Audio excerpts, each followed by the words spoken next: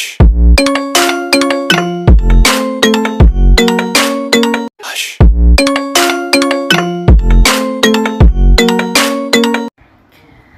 Hello, good morning students, part 1 students and PG के लिए भी ये क्लास ज़रूरी है। तो मैं अभी आप लोगों को बताना चाहती हूँ कि मैंने पिछले वीडियोस में ये चौथा वीडियो है methods of studying nervous system के लिए। तो यहाँ पे आज हम लोग इलेक्ट्रिकल मेथड पे बात करेंगे। इलेक्ट्रिकल मेथड 5वीं विधि है। 6 मेथड्स की बात मैंने पहले क्लासेस में की है और अभी ये 5वां मेथड में आपको 4 को मैं डिस्क्राइब कर चुकी हूँ क्यूरेर मेथड तक। फिर से मैं नाम ले लेती हूँ कौन कौन सा मेथड है। तो ये डिजेनरेशन मेथड है, पहला डिस्क्रिप्टिव मेथड, दूसरा डिजेनरेशन मेथड, तीसरा एक्सटिपेशन मेथड, चौथा क्यूरेर मेथड। तो ये 4 मेथड्स को मैंने आप लोगों को डील कर दिया था, समझा दिया है। तो इस विधि की ज़रूरत क्यों पड़ी, इलेक्ट्रिकल मेथड की ज़रूरत क्यों पड़ी, ये चीज़ हम लोगों को देखने की है।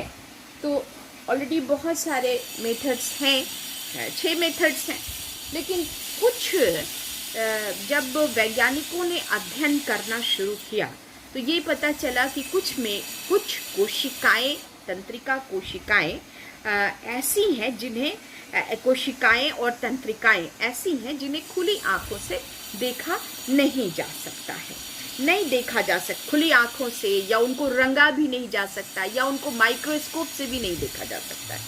ब्रेन में इस तरह की भी कोशिकाएं हमारे हैं। तो उसके लिए फिर हम लोगों को जो है कुछ मेथड्स की ज़रूरत पड़ी। फ्रिज और हिट्जिग ने सर्वप्रथम इस विधि का प्रयोग कॉर्टेक्स के संवेदी और गति क्षेत्रों को पता लगाया। फ्रिज हिट्जिग 1870 ईस्वी में, पहले 1879 से भी पहले फ्रिज एंड हिट्जिग ने इलेक्ट्रिकल मेथड के द्वारा से सेंसरी एंड मोटर एरियाज का पता लगाया था। एरियाज का कहाँ? ब्रेन के अंदर, कॉर्टेक्स में। तो ये पता लगाया था। फिर 1959 में पेनफील्ड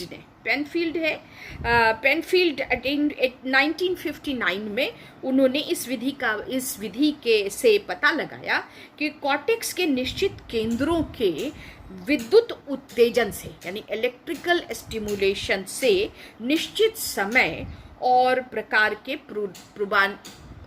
पूर्वानुभव, पास्ट एक्सपीरियंस जागृत होते। मतलब जो पुराना पास्ट एक्सपीरियंस हमारा है वो फिर से जागृत हो जाता है। किस चीज़ से? अगर कॉर्टेक्स के किसी निश्चित भाग में इलेक्ट्रिकल स्टिमुलेशन किया जाए, यानी विद्युतीय उत्तेजना उत्पन्न की जाए। ये 1959 में। लेकिन सबसे पहले 1870 में फ्रिज एंड हिट्जिग ने इलेक्ट्रिकल मेथड से कॉर्टेक्स के सेंसरी एंड मोटर एरियाज का पता लगाया था। ठीक है। और इस विधि की ज़रूरत क्यों पड़ी? क्योंकि इसमें ऐसा है कि बहुत सारी तंत्रिकाएं ऐसी हैं मस्तिष्क में जिनको ना माइक्रोस्कोप से देखा जा सकता था और ना खुली आंखों से देखा जा सकता। बहुत सारी और बहुत प्रमुख हैं। बहुत ही एक इलेक्ट्रिकल मेथड बहुत ही अच्छी विधि मानी जाती है, लेकिन इसको यूज़ करना कोई आसान नहीं होता है। तो क्रियाएं और तंत्रिकाएं ऐसी हैं जिन्हें न देखा जा सकता है न रंगा जा सकता है। जो हम लोग स्टेनिंग मेथड में करते थे, रंगने का काम, वो भी नहीं किया जा सकता है और न ही काटा जा सकता है, इतनी सूक्ष्म है। तो अतः उनके अध्ययन के लिए इलेक्ट्रिकल मेथड का निर्माण किया गया। 1870 में इसका इस्तेमाल हुआ, मैंने आपको पहले ही बताया, फ्रिज और हिट्जिग ने किया। अब इस क्रिया में करते क्या है? इसमें 2 तरह का काम करते हैं। एक तो स्टिमुलेशन करते हैं इलेक्ट्रिकल मेथड में, एक इलेक्ट्रिक स्टिमुलेशन करते हैं या किसी और चीज़ से भी स्टिमुलेट करते हैं। तो 70 वोल्ट तक की इलेक्ट्रिक शॉक को दिया जाता है। तो इसको स्टिमुलेट करते हैं और दूसरा इसकी रिकॉर्डिंग करते हैं, जिसको हम लोग क्या कहते हैं? रिकॉर्डिंग को अभिलेखन करना हिंदी में कहते हैं। तो रिकॉर्डिंग करते हैं क्या किया जाता है कि तंत्रिका तंत्र के विभिन्न स्थानों पर, नर्वस सिस्टम के विभिन्न स्थानों पर इलेक्ट्रोड्स लगा दिए जाते हैं।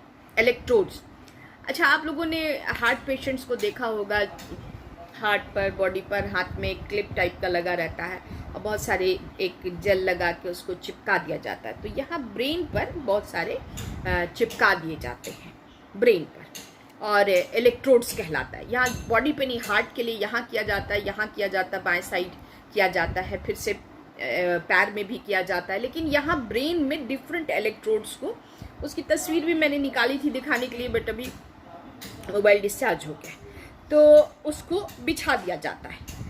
तब तक किसी विभिन्न स्थानों पर इलेक्ट्रोड्स बिछा दिए जाते हैं और तब तक किसी ग्राहक कोशिका, तंत्रिका समूह आदि को बिजली या किसी दूसरी चीज से उत्तेजित करते हैं, स्टिमुलेट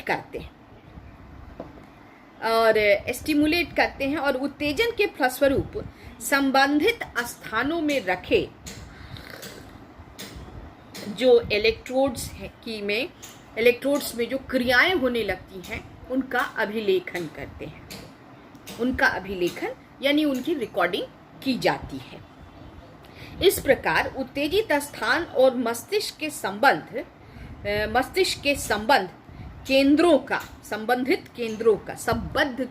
का पता लगाया जाता है या का लगाव मालूम होता है कि दोनों जो इसको स्टिमुलेट कर रहे हैं कि मस्तिष्क में कहाँ पे कौन सा फंक्शन जो है वो प्रभावित हो रहा है, कौन सा क्षेत्र उत्तेजित हो रहा है, तो ये चीज देखने को मालूम हो जाती है।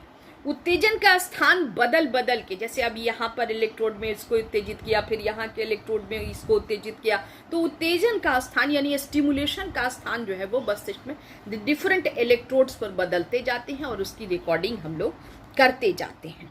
उत्तेजन का स्थान बदल के किया जाता है और संपूर्ण तंत्रिका तंत्र का अंतः संबंध और नक्शा तैयार किया जाता है। पूरे नर्वस सिस्टम का नक्शा तैयार किया जाता है, एक मैप तैयार किया जाता है, फ्रीक्वेंसी देखी जाती है, उसमें वेव्स देखे जाते हैं। जो वेव्स में आज जोर से बोल रही हूँ क्योंकि मैं अब जो क्लास लूंगी उसमें ब्रेन वेव्स की जितनी तरह के वेव्स होते हैं उसको मैं डिस्कस करने वाली हूँ, क्योंकि तंत्रिका तंत्र का पूरा मतलब नर्वस सिस्टम, न्यूरोलॉजी का ज्यादातर क्वेश्चन मैं अपलोड करना चाहती हूँ ताकि बच्चे अगर चाहें तो पढ़ें। नॉलेज एक वक्त होता है जब आदमी को सिर्फ नॉलेज, पढ़े लिखे लोगों को अर्न करने की ख्वाहिश होती है। क्या चीज अर्न करने की ख्वाहिश होती है? नॉलेज अर्न करने की ख्वाहिश होती है। और वो वक्त आएगा, आपका भी आएगा। अभी आप लोग बहुत ज्यादा सिर्फ हैप्पी बर्थडे, हैप्पी एनिवर्सरी कर रहे हैं, लेकिन ऐसा नहीं है, आगे पढ़ने की भी बहुत जरूरत पड़ेगी। लाइफ में ऐसा वक्त आता है, ठीक है। बहरहाल ये मेरा लेक्चर शुरू हो जाएगा फिर। तो उत्तेजन का स्थान बदल कर संपूर्ण तंत्रिका तंत्र के का मैप तैयार किया जाता है और उसके मैप तैयार किया जाता है और इलेक्ट्रोड्स की क्रियाओं का अभिलेखन बहुत कठिन कार्य है। अभिलेखन करना, इसके लिए एक्सपर्ट ट्रेनिंग बहुत जरूरी होती है और अभिलेखन उसका तैयार किया जाता है और जिससे बड़े सूक्ष्म यंत्रों की सहायता ली जाती है और बहुत ही माइन्यूट टाइप के, बहुत सूक्ष्म माइक्रो टाइप के यंत्रों का इस्तेमाल किया जाता है। और ये सारी चीजें संभव हुई जब यंत्रों का निर्माण संभव हुआ फिजिक्स के क्षेत्र में। तो बहुत ज्यादा, सबसे पहले की भी बातें आप अगर फर्स्ट पार्ट की याद रखेंगे तो आपको पता चलेगा कि जब यंत्रों की सहायता से उसको किया जाता है, बहुत माइन्यूट जो ये हैं यंत्र, एपरेटस, इसको लगाया जाता है। फ्रिज हिट्जिग, मैंने पहले ही कहा कि 1870 में इससे सेंसरी एंड मोटर एरियाज का पता लगाया। फिर 1959 में जो है वो उन्होंने पता लगाया कि पूर्वानुभव को कैसे जागृत किया जाए, कोई इलेक्ट्रिकल स्टिमुलेशन करके। किसने किया था? पेनफील्ड ने 1959 में। तो ये हुई इलेक्ट्रिकल स्टिमुलेशन मेथड या इलेक्ट्रिकल मेथड की कहानी, ठीक है।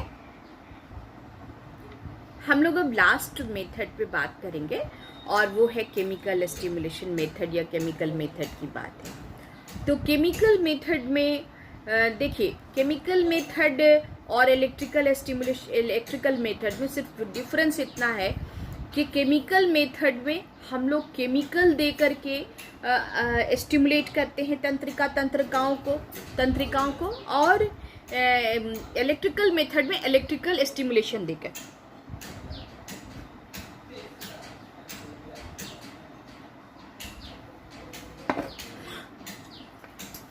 ये जो कप, दोनों में यही डिफरेंस है और कोई डिफरेंस नहीं है। इलेक्ट्रोड्स का इस्तेमाल रासायनिक विधि में भी किया जाता है और इसका भी रिकॉर्डिंग की जाती है और रिकॉर्डिंग बहुत ही मुश्किल होती है। और इससे ये पता चल जाता है कि किसी रासायनिक पदार्थ के उत्तेजित किया जाता है और वो उत्तेजन कहाँ तक पहुँचा, जैसे एक कोश कहाँ तक पहुँचा, इसकी जानकारी इलेक्ट्रोड्स द्वारा ली जाती है या सूक्ष्म अपरेटस जो बहुत ही माइक्रो अपरेटस हैं उनसे लिया जाता है। बहुत रासायनिक पदार्थ हैं जिसमें सबसे प्रभावशाली वही क्यूरेर, जिसको कोचला कहते हैं, इंग्लिश में स्ट्रिक्निन कहते हैं। तो स्ट्रिक्निन सबसे अधिक प्रभावशाली पाया गया। ये ऐसा केमिकल है जिसने ब्रेन के तत्वों को बहुत, मैंने पिछले इसमें भी आप लोगों को वीडियो में ये बताया था कि कोचला यानी स्ट्रिक्निन का प्रभाव जो है वो सोमैटिक मसल्स को बिल्कुल ही निष्क्रिय कर देता है, कॉर्टेक्स की क्रियाओं को बिल्कुल दबा देता है और सब कॉर्टेक्स की क्रियाओं पर इसका कोई असर नहीं पड़ता है। तो सब कॉर्टेक्स, लेकिन उस तरह के और भी बहुत सारे केमिकल्स को पता किया गया जहाँ यहाँ पे इसके नाम की उतनी ज़रूरत नहीं है। सिर्फ आपको studying of nervous system methods को आपको जानना है। तो आगे जब हम लोग पूरा स्टडी करेंगे तो फिर और केमिकल्स को भी देखेंगे। कॉर्टेक्स के अध्ययनों में स्ट्रिक्निन विधि यानी केमिकल मेथड जो है ये बहुत ही कामयाब रहा, जैसे इलेक्ट्रिकल मेथड। लेकिन इसकी रिकॉर्डिंग करना यानी इसका जो अभिलेखन करना था वो बहुत ही टफ पाया गया। इसमें बहुत माइक्रो एपरेटस की ज़रूरत पड़ी जो हर जगह के लैब में मौजूद नहीं होता है, जिसकी वजह से कुछ लोगों को इससे समस्या भी हुई। लेकिन कोई भी चीज़ जब की जाती है तो ये 6 मेथड्स हैं जो नर्वस सिस्टम के फंक्शंस को, तो इस तरह से 6 मेथड्स हुए और 6 विधि जो है वो अपने आप में बहुत ही इम्पॉर्टेंट है। और हर विधि का निर्माण किसी एक विधि के संभवतः सारे इंफॉर्मेशंस कलेक्ट करने के लिए नहीं पूरे पड़े, इसलिए इन विधियों का निर्माण किया गया। तो ये और भी अभी नए समय में अभी बहुत सारी विधियां और भी आ रही हैं, लेकिन सब की सब लगभग इलेक्ट्रिकल मेथड, केमिकल मेथड, इन सभी मेथड्स के का ही नया फॉर्म है। क्यूरेर मेथड और डिजेनरेशन मेथड, और इन्हीं का नया फॉर्म है। कोई ऐसी चीज़ नहीं आ रही है अभी, या मुझे मालूम नहीं है। तो स्टडी करूँगी, फिर उसके बाद से मैं आप लोगों को बताऊँगी कि इसमें अगर कोई नया डिफरेंस आया है तो वो भी आप लोगों को बताने की कोशिश करूँगी। So bye students, 6 methods of studying nervous system मैंने आप लोगों को पढ़ाए हैं 4 वीडियो में। तो 4 या 5 वीडियो में मैंने पढ़ाया है। That's all, bye.